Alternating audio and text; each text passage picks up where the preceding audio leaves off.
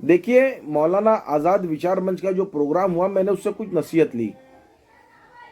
मैंने अब अपने वीडियो का मैं इंशाल्लाह मैं अपनी शक्ल कुछ बदलना चाहूँगा।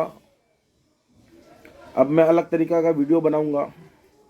मौलाना आज़ाद विचार मंच में हुसैन अहमद दलवाई साहब, जिन्होंने इतना बड़ा प्रोग्राम अरेंज किया, बेहिसाब पैसा खर्चा किया, और फारूक अब्दुल्ला जैसी शख्सियत को उन्होंने यहाँ पे बुलाया,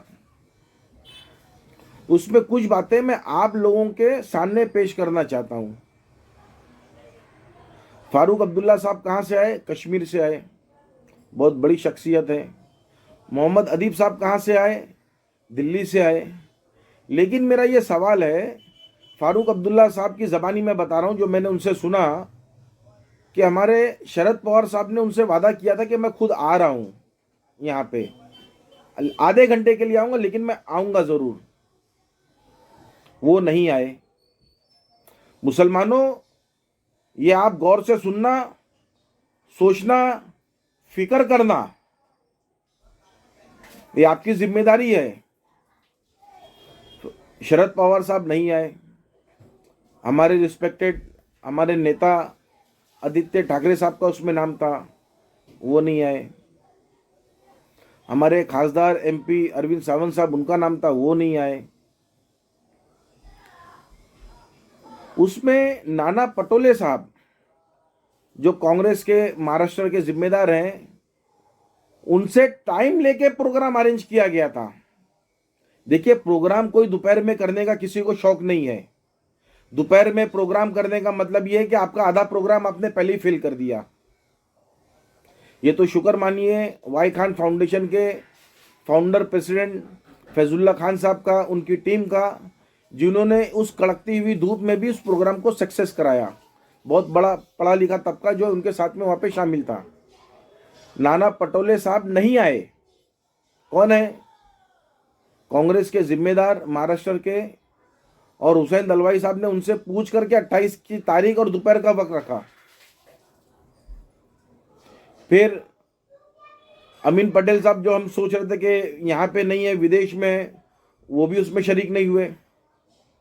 यूसुफ अबरानी साहब, जिन्होंने प्रोग्राम के लिए जगह और जितने भी इंतजाम करने थे उसके लिए उन्होंने पूरा सहयोग दिया, लेकिन स्टेज पे वो भी जलवा फरोज नहीं हुए, हालांकि थे इस्लाम जिमखाना के अंदर।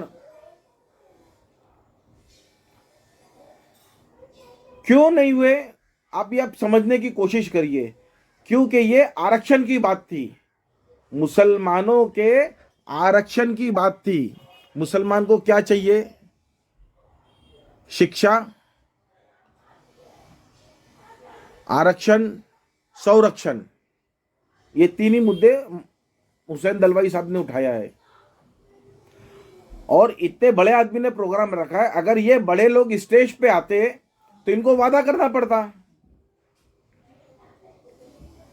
या कुछ भी बात करते मीडिया उठाती।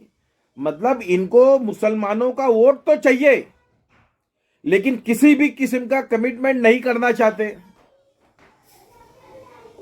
और वहीं पे हमारे नौजवान मजबूत जिरांगे पाटिल साहब, मनोज जिरांगे पाटिल साहब जो है आंदोलन कर रहे हैं, वहां पे हर कोई जा रहा है, जाना भी चाहिए। अनशन पे बैठे हुए हैं। मुसलमानों, आप अपनी हैसियत को समझो। देखिए, मैं अंधेरे में वीडियो बना रहा हूं, उसकी वजह साफ है। ये अंधेरा जो है ना, ये मेरा चेहरे का अंधेरा नहीं है, ये हिंदुस्तान के मुसलमानों के ऊपर ये अंधेरा छाया हुआ है। और मैं मोहम्मद अदीब साहब की एक छोटी सी क्लिप लगाऊंगा, जिसपे उन्होंने एक पढ़े लिखे तबके को दावत दी है कि उसको मैदान में आना पड़ेगा। आज हमारे मौलवी हजरत, जो शहर के मौलवी हजरत है, मैं उनकी खास करके बात कर रहा हूं, उनको अपनी मस्जिद से नमाज पढ़ाएंगे, घर जाएंगे, पगार लेंगे, नजराना लेंगे, बस। उसके अलावा वो नहीं करने वाले। आपको अपनी बका की लड़ाई खुद लड़नी पड़ेगी, आपको अपनी जिम्मेदारी उठानी पड़ेगी। मुझे एक साहब ने कहा, शकील भाई बड़ा वीडियो मत बनाइए, लेकिन बन जाता है, मैं क्या करूं, बात अधूरी रह जाएगी। मैं माफी चाहता हूं। कोई भी आपको वादा नहीं करना चाहता। हम क्या मांग रहे हैं? हम इससे जायदाद दौलत वो सब नहीं मांग रहे। हम पढ़ाई में अपना हिस्सा मांग रहे हैं कि भाई कम से कम पढ़ाई में हमारी मदद तो करो। जो मुसलमानों पे जुल्म हो रहा है, कम से कम उसके लिए तो हमारी हिफाजत के लिए मदद करो। आप सोचिएगा, मोहम्मद अदीब साहब की जो वीडियो मैं लगा रहा हूं 1 मिनट की, मेहरबानी करके उसको जरूर सुनिएगा।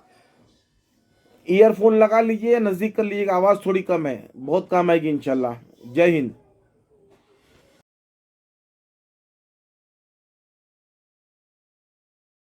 मुस्लिम दानिश्वर, पढ़ा लिखा तबका, जिसने अपनी पूरी ज़िंदगी कमा लिया, बड़े बड़े ओहदों पर रह लिया, अपने घर में क्यों बैठा हुआ है? कब तक आप मौलवियों के हवाले कर देंगे अपनी क़यादत को? हम देखते हैं कि जो गैर मुस्लिम हैं, वो जब रिटायर होते हैं, चाहे IAS ऑफिसर हों, चाहे फ़ौजी हों, चाहे जज हों, उसके फ़ौरन बाद वो अपनी कौम के लिए या BJP के लिए या RSS के लिए काम करते हैं। बदनसीबी मेरी कौम के साथ ये है कि जो इंसान, एक तो बहुत कम लोग होते हैं कि IAS बन जाएं या फ़ौज में चले जाएं या जज बन जाएं, वो रिटायरमेंट के बाद अपने बच्चों को सेटल करते हैं यहाँ या हिंदुस्तान के बाहर, और यहाँ बैठ के बंद कमरों में मुल्क की और के बारे में, हुकूमत के बारे में, मजालिम के बारे में बैठ के गिरिया करते हैं।